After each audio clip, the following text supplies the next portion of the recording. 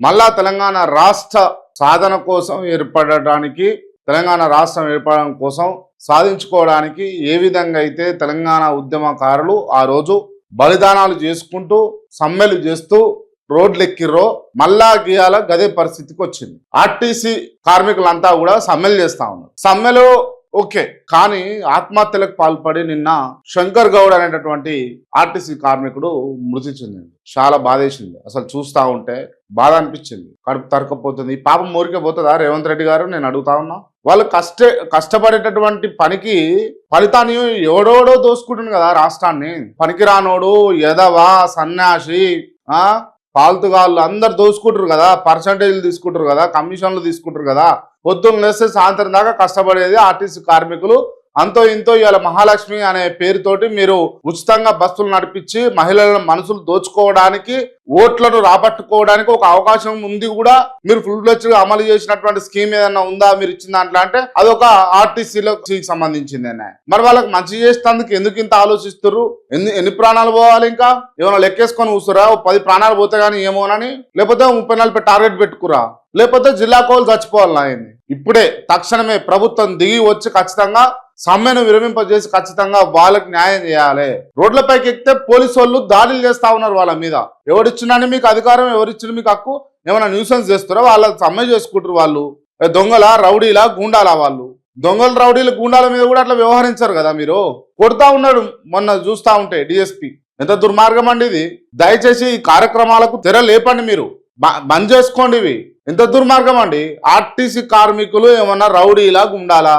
వాళ్ళ మీద చేతులు లేవు. ఇప్పుడు ఎక్కడిది? ఇవాళ ప్రాణాలు పోతా ఉన్నాయి. కడుపునో పెట్టుకోవాల్సినటువంటి కన్నె తల్లే ఇసమిచ్చి చంపినట్టు ఉన్నది ముచ్చట. ఇవాళ మీరు ఓపెన్ గా మాట్లాడదాము. మీరు ఇచ్చినటువంటి 6 గ్యారంటీలలో అందులో ఉన్నటువంటి ఉచిత బస్సు ఏదైతే ఉందో మహిళలకు, అది కేవలం ఆర్టీసీ వల్లనే సక్సెస్ఫుల్ అయింది. మీరు ఇచ్చింది ఏది కూడా ఫుల్ ఫ్లెడ్జ్డ్ గా సక్సెస్ఫుల్ కాలేదు. 200 యూనిట్ల కరెంటు కాడ చూసినా కూడా అరాకొర రాలేదండి, మాకు ఇక్కడ ఉందని అంటున్నారు. అదే విధంగా పోయి గ్యాస్ సిలిండర్ అడిగితే మాకు గ్యాస్ బండనా, వచ్చింది లేదు పోయింది లేదన్నమాట. కానీ ఏ మహిళను అడిగినా కూడా ఆమె ఒకవేళ అంటే సరే ఆ పథకాన్ని దుర్వినియోగం కొంతమంది చేసిరు, లేకపోతే కొంతమంది సద్వినియోగం చేసుకురు, కొంతమంది అవసరం లేదన్నారు ఏమో. బట్ ఇవాళ మహిళ ఆర్టీసీకి సంబంధించినటువంటి బస్సు ఎక్కితే మాత్రం ఫ్రీయే, బాగానే ఉంది. అది సక్సెస్ఫుల్ చేసిందే ఆర్టీసీ కార్మికులు కదా. మీరు ఒక నిర్ణయం తీసుకుంటే దాన్ని సక్సెస్ఫుల్ చేసింది వాళ్ళే కదా. వాళ్ళకి ఇలా కష్టం వచ్చి వాళ్ళకి కావాల్సిన డిమాండ్ అడుగుతా ఉంటే ఏం కావాలో కూర్చొని చర్చించి తేల్చేదానికి ఎందుకు ఈ రభస? ఈ బాధంతా ఎందుకు అని అంటే మీ చుట్టూ ఉన్నటువంటి ఎవరెవరైతే అంటే ఎవరో అసలు తెలంగాణకు సంబంధం లేని వాళ్ళు, అంటే తెలంగాణ వాదానికి సంబంధం లేని వాళ్ళు, లేకపోతే తెలంగాణ అనే పదానికి అర్థం తెలియని వాళ్ళు ఉన్నారు కదా. వాళ్ళందరూ కూడా 1000 కోట్లు 100 కోట్లు సంపాదించుకుంటారు. మరి ఆర్టీసీ కార్మికులకు వాళ్ళు అడిగినటువంటి డిమాండ్లను తీరిస్తే ఏమొస్తుంది? ఏం నష్టం అవుతుంది? తెలంగాణ సొమ్మే కదా. వాళ్ళు తింటుంది తెలంగాణ సొమ్మే, వీళ్ళు తింటున్నా ఇంకా బరకత్ ఉంటుంది కదా తెలంగాణకు. దయచేసి సమ్మెను విరమింపజేసి ప్రభుత్వం దిగి వచ్చి, పోలీస్ వ్యవస్థ దిగి వచ్చి ఆర్టీసీ కార్మికులకు న్యాయం చేయాలి. ఇవ్వకి అక్క ఏమో మాట్లాడుతుంది వినూరు ఒకసారి.